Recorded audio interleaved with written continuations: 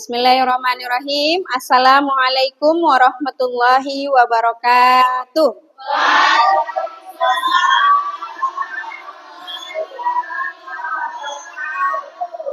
Gimana kabarnya mahasiswa ibu semuanya?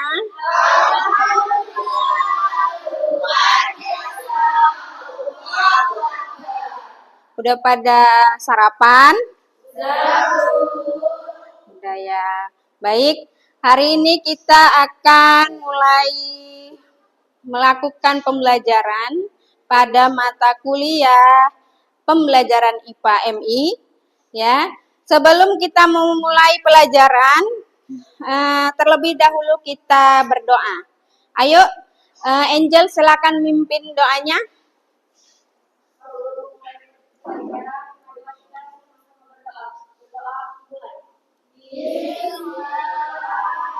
Bismillahirrahmanirrahim.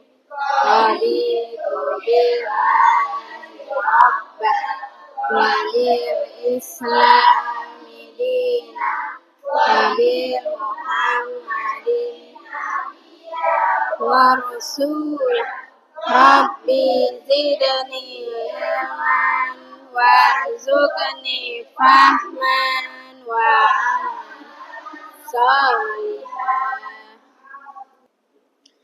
Baik, sekarang Ibu absen dulu ya kehadirannya ya. Yang Ibu panggil silakan tunjuk tangannya. Kalau ada yang tidak hadir silakan dikabarin sakit apa atau kenapa dia tidak hadir. Baik, Angel, Juwita, Desi, Lia, Nurul, Alfi, Cynthia, Yola, Gladys.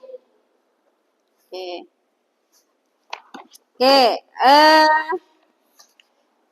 Minggu lalu kita sudah belajar tentang di saat kontrak kuliah kita belajar tentang pembelajaran IPA. Iya kan? Nah, Ibu mau nanya dulu. Siapa yang masih ingat apa itu pembelajaran IPA? Ada yang tahu? Oke, Desi. Proses belajar mengajar yang bertujuan untuk mengembangkan pengetahuan. Oke, proses belajar mengajar untuk mengembangkan ilmu pengetahuan. Selain itu, siapa lagi yang masih ingat penjelasan Ibu minggu lalu? Ingat? Ada yang ingat? Apa itu IPA? Ayo, Cynthia. Pembelajaran IPA itu pembelajaran yang kita lakukan untuk belajar tentang ilmu pengetahuan alam. Belajar tentang ilmu pengetahuan alam. Oke. Nah, di sini kita akan masuk hakikat pembelajaran IPA, MI dan SD. Jadi sama ya, MI maupun SD. Apa itu hakikat pembelajaran IPA? Hakikat pembelajaran IPA itu sesungguhnya mengajarkan kita bahwasanya supaya kita itu lebih berpikir kritis. Ya. Kemudian kita sayang akan lingkungan sekitar kita. Nah, itu manfaat kita untuk hakikat dari pembelajaran IPA. Kemudian di dalam pembelajaran IPA itu punya tujuan. Apa itu tujuannya? Yang pertama, mahasiswa itu mampu menerapkan prinsip hakikat pembelajaran di sekolah dasar. Kemudian yang kedua apa? Mahasiswa mampu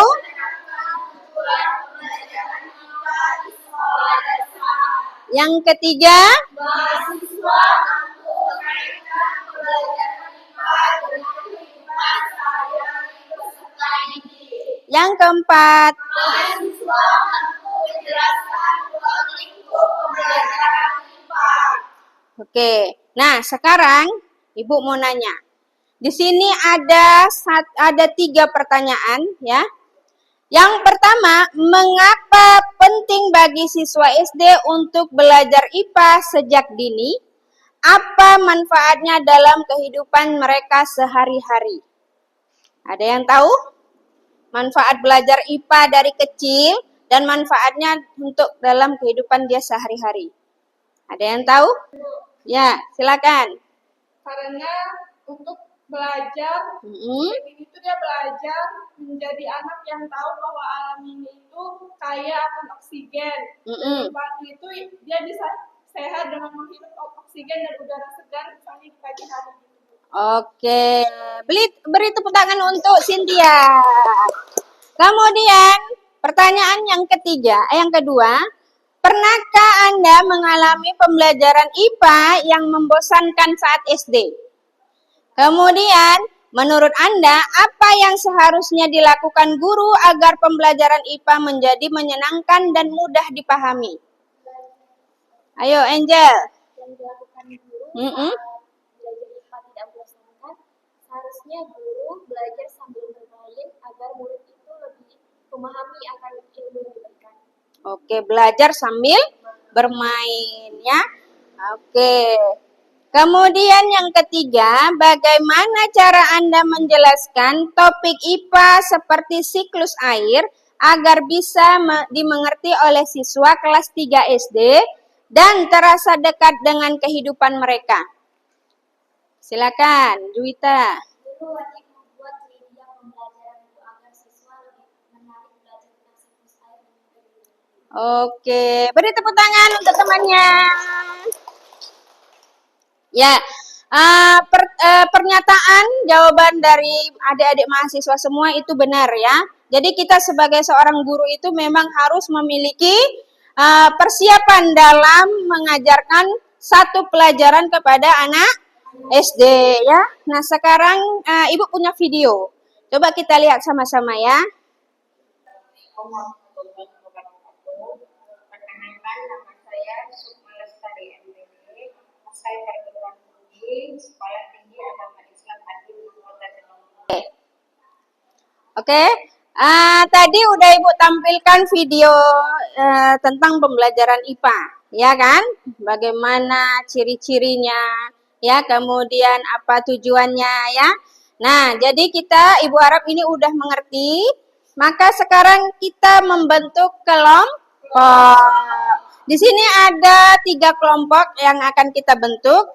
Kelompok 1, 2, 3. Nah, yang ini untuk kelompok 1, yang ini untuk kelompok 2, dan yang ini untuk kelompok 3. Ayo buat kelompoknya melingkar ya. Melingkar. Ayo silakan bentuk kelompoknya. Oke, di situ udah ada soal yang harus dijawab dari setiap kelompok. Maka Ibu harap segera bisa mengisi jawaban dari pertanyaan yang udah Ibu buat setiap masing-masing kelompok. Baik, silakan dijawab.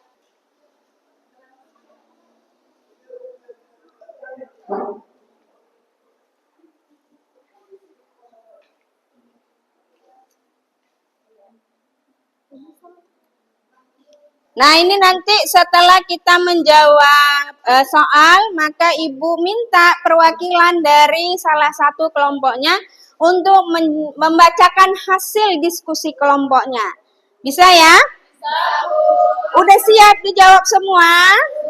Sudah, oke. Baik, sekarang dari kelompok 1, siapa utusannya untuk membacanya? Ya, silakan berdiri, Kak. Yang lain agar mendengarkan ya. Assalamualaikum warahmatullahi wabarakatuh. Assalamualaikum warahmatullahi wabarakatuh. Waalaikumsalam warahmatullahi wabarakatuh. Di sini kelompok 1 ada 2 pertanyaan. Pertanyaan yang pertama, apa dampak dari keterbatasan media dan fasilitas terhadap pembelajaran IPA di SD tersebut? Nah, jawabannya, dampak keterbatasan media dan fasilitas IPA, minimnya pemahaman konsep IPA seperti alat peraga, video, dan eksperimen. Dan yang kedua, pembelajarannya kurang menarik. Dan yang ketiga, minimnya praktikum atau percobaan sains. Kemudian, soal yang kedua, Bagaimana seharusnya guru menyikapi keterbatasan tersebut agar tetap dapat menerapkan pembelajaran IPA yang sesuai dengan hakikatnya? Nah, yang pertama, guru wajib menggunakan media dan alat sederhana seperti lingkungan sekitar. Yang kedua, mengembangkan dari lingkungan sekitar. Yang ketiga, melibatkan siswa dan kegiatan belajar mengajar. Dan yang keempat, belajar sama dengan sekolah lain atau komunikasi pendidikan. Baik, itu sekian jawaban dari kelompok 1. Terima kasih, beri tepuk tangan. Baik, sekarang kita menuju ke kelompok 2. Siapa? Cynthia? Iya, Bu. Silakan. Assalamualaikum warahmatullahi wabarakatuh.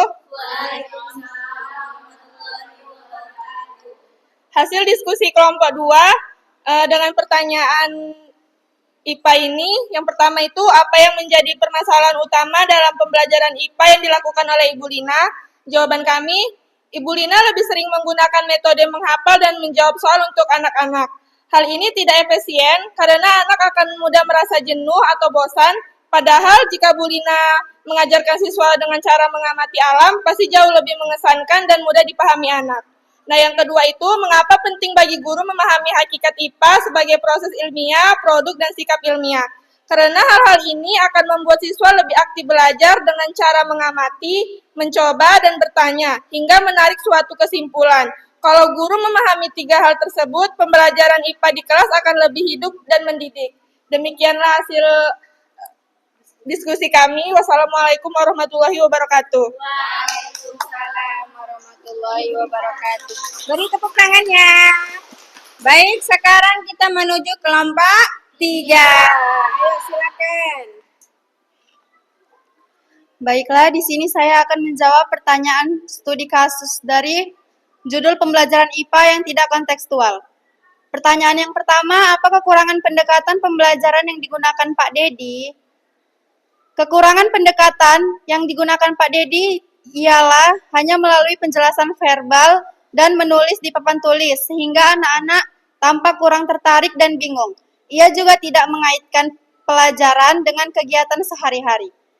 Pertanyaan kedua, bagaimana hubungan antara pembelajaran kontekstual dengan hakikat IPA? Pembelajaran kontekstual sangat erat kaitannya dengan hakikat IPA, karena pendekatan ini membantu siswa mengaitkan konsep-konsep IPA dengan kehidupan sehari-hari, melalui pengalaman belajar yang bermakna dan relevan dengan kehidupan mereka. Sekian, terima kasih. Oke, terima kasih. Beri tepuk tangannya. Baik, dari hasil jawaban dari setiap kelompok, ada yang bisa menyimpulkan secara keseluruhan intinya dari pembelajaran IPA MISD ini apa? Intinya. Oke, silakan. Jadi, Kak. Jadi kesimpulannya untuk pelajaran IPA di tingkat SD itu yang pertama, dia harus menarik karena siswa itu tidak gampang mengantuk. Karena kalau kita belajar menggunakan alat peraga, wah mereka itu tertarik, apa sih ini? Nah, jadi rasa ingin tahunya itu besar. Itu saja sih dari saya, Bu. Terima kasih. Beri tepuk tangannya. Oke, baik teman-temannya tadi, kita ambil kesimpulan bahwasannya kita ini seorang guru. Ya, ketika kita mau mengajarkan satu ilmu kepada anak didik kita, maka usahakan kita memberikan yang semenarik mungkin agar siswa kita memahami dan mengerti dalam pembelajaran yang kita berikan, dari materi yang kita berikan, sehingga mereka bisa menerapkannya di dalam kehidupan sehari-hari. Oke, hari ini sampai di sini pertemuan kita. Ibu harap untuk minggu-minggu ke depan kita lebih semangat lagi dalam belajar. Oke, wabillahi taufiq wal hidayah. Wassalamualaikum warahmatullahi wabarakatuh.